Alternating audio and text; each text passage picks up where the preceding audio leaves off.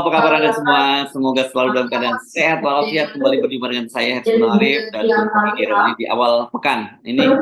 Dan sorry, ini kelihatannya Bung Rocky di bandara ya. Jadi ada suara-suara background di belakangnya agak terganggu sedikit ya Bung Rocky ya. Iya, nggak apa-apa tuh. Yang mengganggu tuh suara koalisi yang mengganggu. Kalau Oke, saya kira ini yang tadinya kita anggap bercanda-bercanda gimmick-gimmick jadi serius nih Bung Rocky, pertemuan antara Puan dan AHY ini ya diseriusin. Tapi saya tetap aja melihat ini bagian dari gimmick atau sekedar usaha, siapa tahu berhasil. Kira-kira begitulah ya.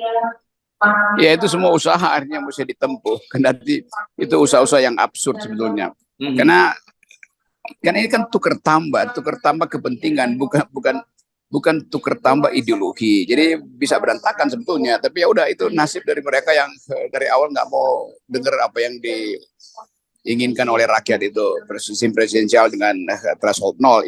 Itu aja sebenarnya sumbernya.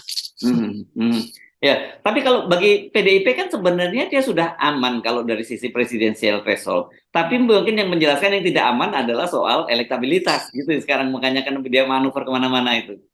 Kalau PDIP dia aman presidensial threshold, tapi tidak aman figur presidennya. Iya, iya. Ya. Tapi udah kita lihat aja keputusan apa sih yang mau dibuat. Padahal sebetulnya yang paling mudah buat PDIP ya ganti aja capresnya kan. Karena lebih baik ganti capres daripada jadi norak tuh bujuk-bujuk AHY, dan seolah-olah SBY masih bisa dibujuk hanya untuk satu periode permainan yang dangkal itu. Saya bisa nguping dari tempat Demokrat dan merasa itu bujukan yang sebetulnya nggak ada gunanya juga, tetapi demi basa-basi AHY pasti juga berupaya untuk dapat poin seolah-olah itu bisa dilanjutkan. Tapi kita mesti lihat kader-kader PDIP juga sebetulnya reluctant, agak menolak. Demikian juga kader Demokrat. Tetapi di tingkat elit basa-basinya memang mesti diucapkan supaya seolah-olah ada kesibukan politik. Padahal sebenarnya bukan kesibukan politik. Ini semacam mengintip peluang aja. Ya, gitu. Tapi sebenarnya kalau bagi satu, kalau sejak dulu kita tahu lah, kalau dalam komunikasi antara ini kan berkaitan komunikasi Ibu Mega dengan Pak SBY ya. Kalau Pak SBY kan sebenarnya lebih rileks, bisa lebih ketemu, tapi Ibu Megawati sebenarnya menolak. Sekarang inisiatifnya datang dari kubunya Ibu Megawati, walaupun Puan, bukan Ibu Megawatinya gitu. Iya, itu kalau mau lebih jujur, Ibu Megawati aja bikin courtesy call dengan Pak SBY kan, tuh lebih mudah gitu kita pahami arahnya. Kalau ini kan ya SBY juga merasa ngapain sih menguji-uji gue, kira-kira begitu kan. Mau berupaya untuk membatalkan pencalonan Anies yang juga disponsor oleh Demokrat. Jadi bagian ini sebetulnya upaya juga dari PDIP untuk membuyarkan atau ya membuat Demokrat itu seolah-olah berantakan tuh. Tapi saya kira itu teknik yang keliru tuh. Kan kalau AHY diajukan dengan Puan, lalu dianggap faksi-faksi di dalam Partai Demokrat mungkin akan terpecah belah tuh, atau mungkin ini semacam teknik Muldoko juga, atau bukan Muldoko, teknik Muldokoian. Muldokoisme itu. Jadi itu juga SBY bisa baca itu, tetapi tentu SBY ya dia pasti bilang pada AHY, oke, layani aja lah itu, karena ini kan gimmick kan, di mana-mana gimmick itu mesti dilayani. Dan saya kira bagi AHY sendiri justru malah menguntungkan ya, jadi artinya kan dia tahu di kalangan koalisi perubahan juga dia nih harga tawar gua di luar makin naik loh gitu kan, kira-kira begitu ya. Ya, ini jual saham sebelum apa namanya, di cut off gitu kan. Jadi saham yang kira-kira blue chip ini AHY menganggap dia blue chip, lalu harga nilainya ada lagi bullish ya, bukan bearish, lagi bullish. Lalu nanti di ujungnya kan akan diputuskan tuh oleh ya kalangan elit Demokrat yang juga mantau apa sebetulnya motif Hasto ini untuk mengundang AHY. Kan di belakang itu terdapat banyak motif. Apakah ini motif koalisi atau justru motif untuk memancing perpecahan di dalam koalisi perubahan. Jadi tetap ini adalah kerjaan intelijen intrapartai lah. Dan kalau itu kita udah tahu ujungnya pasti ya ternyata tidak bisa. Tetapi kelihatannya Megawati berupaya untuk memberitahu pada publik bahwa dia masih bisa mengatur dengan keinginan dia sendiri. Tapi sebaliknya juga SBY merasa dia udah final dengan Anies. Jadi kita bayangkan misalnya begitu AHY dan Puan tampil bersama, entah apa isi komunikasinya, itu pasti elektabilitas Demokrat akan turun tuh. karena dianggap bahwa ya nggak konsisten dong, itu Oh iya iya dasarnya. iya iya iya. Mm-mm. Oh ini jadi sebenarnya juga bisa merugikan juga ya, apa yang pertemuan ini ya, kecuali diikuti dengan pernyataan langsung dari Demokrat bahwa itu tidak ada, ini hanya courtesy saja lah, courtesy call saja lah, ini bukan hal-hal yang berkaitan dengan koalisi gitu ya. Ya itu artinya Demokrat udah melakukan mitigasi sebetulnya tuh Hmm. dari keterangan persnya. Kan itu dia sebut apa? Ya kita bertemu tapi tidak bersatu, bukan bersatu, bertemu tapi bukan bersatu. Hmm. Jadi soal itu justru merugikan PDIP kan. Jadi PDIP kalah headline lagi kan. Bagi Demokrat ya oke lah bertemu nggak apa-apa, tapi bukan berarti bersatu. Jadi kalimat-kalimat itu yang justru impactnya bagi PDIP negatif kan.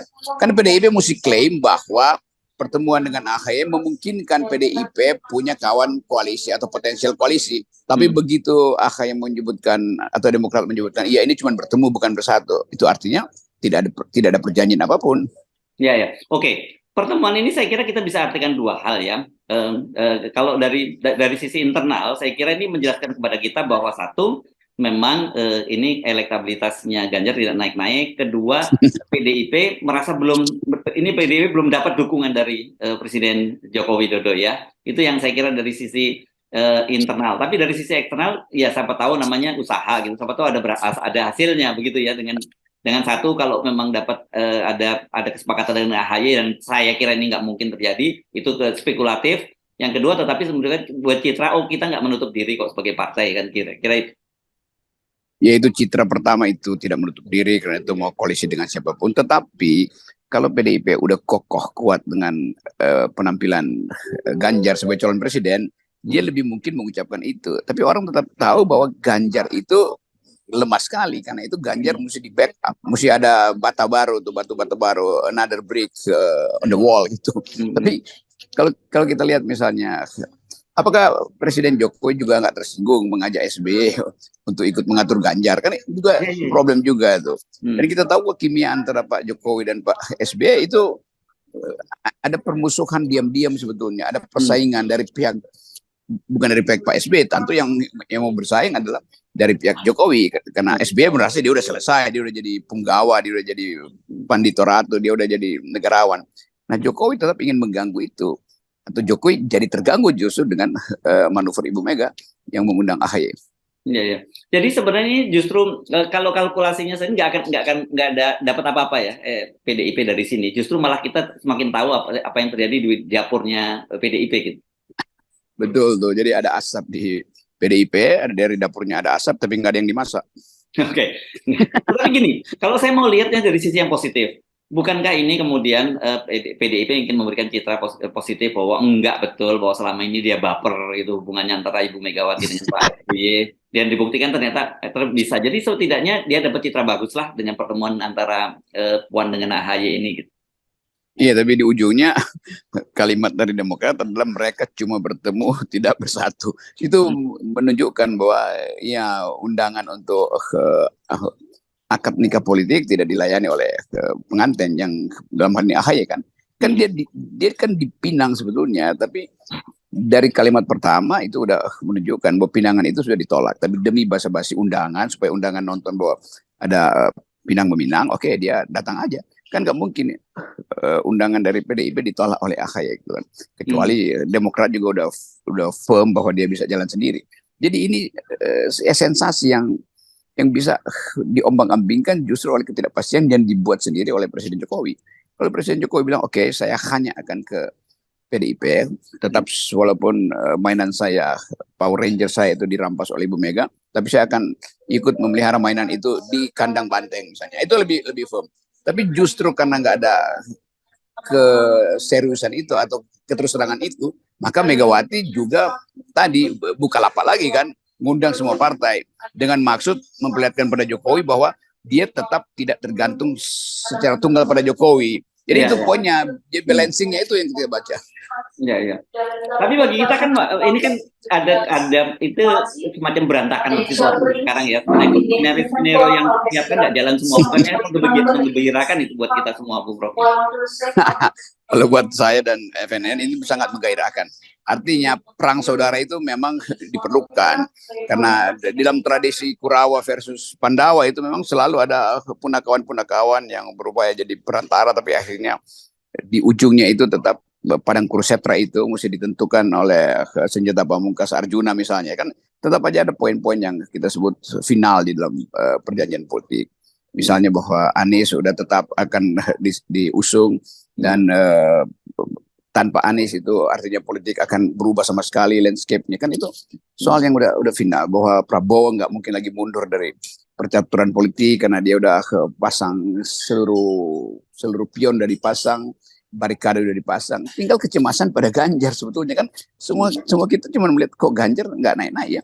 Jadi tetap ini soal kecemasan di dalam PDIP, termasuk kecemasan Pak Jokowi kalau Ganjar tidak naik elektabilitasnya. Sementara Prabowo merasa bahwa ada atau tidak ada Jokowi nggak apa-apalah, yang penting dia udah melenggang masuk dalam pikiran publik bahwa dia udah jadi calon presiden yang nggak mungkin lagi dibatalkan oleh transaksi seperti yang terjadi di koalisi-koalisi yang lain kan itu. Ya. Jadi kita simpulkan bahwa pertemuan ini ya seremoni biasa sajalah begitu ya, yang tidak sebenarnya secara politik ya tidak akan memberikan efek apapun pada elektabilitasnya Ganjar Pranowo gitu. Iya betul. Sebetulnya Ganjar yang dirugikan karena tetap dia ada di panggung tapi nggak punya peran, kan itu yang terlihat kan. Jadi kayak orang yang mondar-mandir lalu nunggu sutradaranya mau suruh dia apa, padahal dia sebetulnya sudah jadi sutradara di situ kan. Jadi calon presiden mestinya dia jadi sutradara, bukan lagi Mega tuh. Ya. Nah ini yang sangat disayangkan ya saya kira, apalagi nanti kita akan bahas juga ada betapa tidak mandirinya Ganjar Pranowo dalam soal dia menjadi calon presiden ini ya, Bung Rocky ya. Iya itu istilah yang bagus, betapa tidak mandirinya seorang calon presiden yang bahkan sudah ditetapkan oleh partai terbesar, itu kan gila. Yes, oke.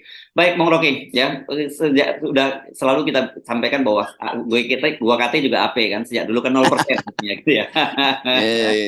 Kita ingat Benjamin Sueb itu, gue KT juga AP loh. Udah bilangin 0%. Yes. Yoi, sip. Oke, thank you, Bung Rocky. Yes.